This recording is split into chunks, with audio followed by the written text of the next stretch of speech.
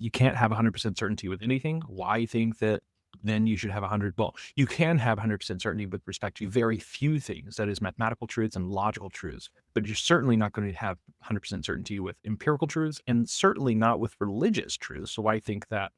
So this is just getting clear what we mean, what it is to know, what it means to prove something, what it means to demonstrate something. It's not going to be proving something in the way we can prove a theorem of mathematics, for example.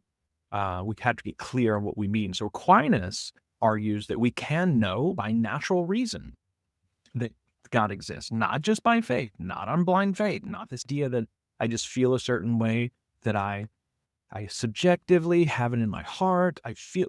You could do that, but I think he offers more. There's much more that you can access through just mere reason.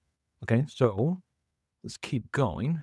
If you have fully functioning rational faculties, certainly they can be damaged in some way, but assuming they're not damaged, this knowledge is freely available to anyone.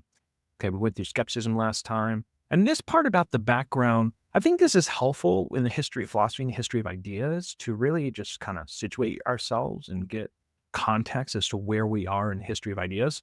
So, of course, just a few hundred years ago, we had the Enlightenment era. Here's some notable names like René Descartes, John Locke, and so on. They created or established the so-called myth of the method. That is the method that, well, you can reduce human reasoning just to some sort of computational stuff. That is, you don't really need to use any exercising of judgment or any wisdom, but you sort of just thought of humans as like these machines almost, although we didn't have computers yet.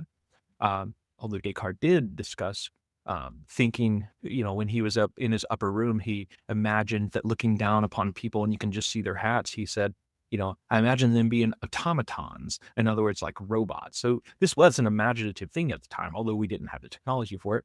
But this idea that human reasoning can just be established in these mechanical procedures, a mechanical recipe. I just follow X, Y, and Z, and I will come to know. That was the myth. Of course, that myth is wrong. And so, right here, as you see, in the last couple of centuries, it experienced some catastrophic refutations. And so, right, this idea of rationalism, it failed to produce the universal consensus the Enlightenment had promised. And so you get this overreaction. We can't really know things like machines and computers. We can't just know things automatically. We just follow the right recipe.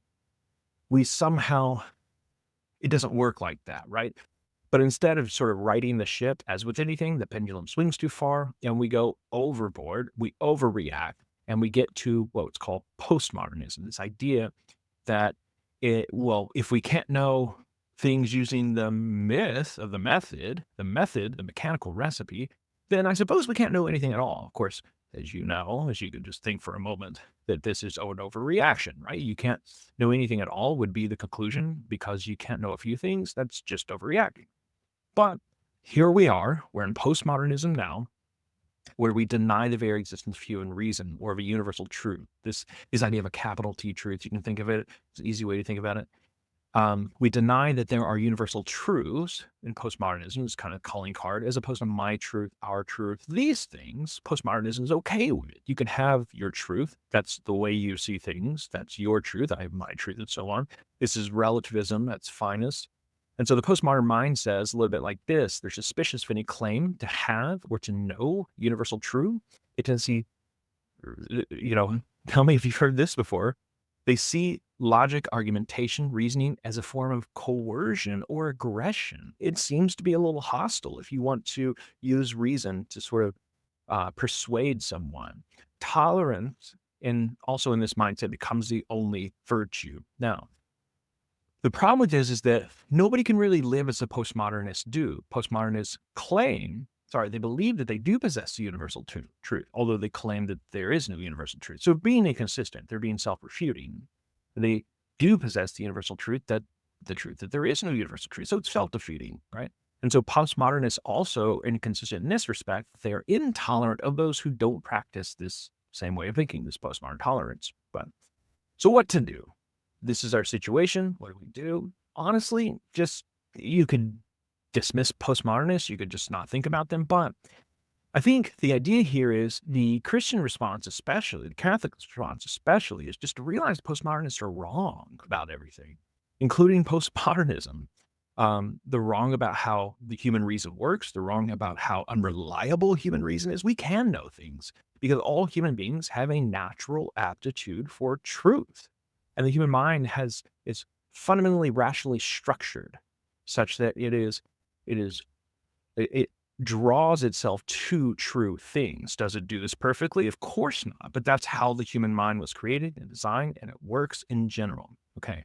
So that's just some background. I just want to kind of lay that as real easy background. Of course, if you're not subscribed, let this be a reminder from my wife to make sure you subscribe. And I look forward to hearing from you next time. Take care.